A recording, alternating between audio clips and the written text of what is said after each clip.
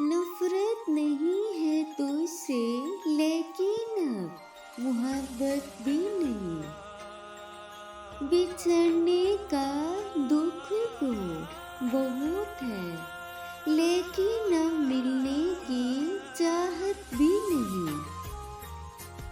दुख देने वाले से मोहब्बत करो, लेकिन मोहब्बत करने वाले को दुख न दो। क्योंकि सारी कायनात के लिए तुम नेक हो, मगर किसी के लिए तुम सारी कायनात हो। जो मेरी मोहब्बत न समझ पाया, जो मेरी मोहब्बत न समझ पाया, वो मेरी नाराजगी क्या समझता।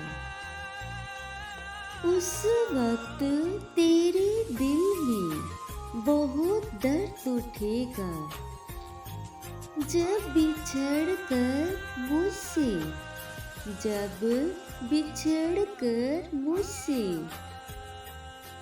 तुझे मेरे हम ना मिलेंगे। इतना बेहतर भी मत ढूंढो कि बेहतरीन को ही खो दो।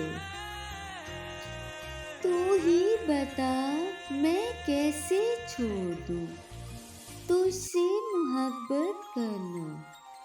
तू मेरे नसीब में ना सही, लेकिन मेरे दिल में तू है।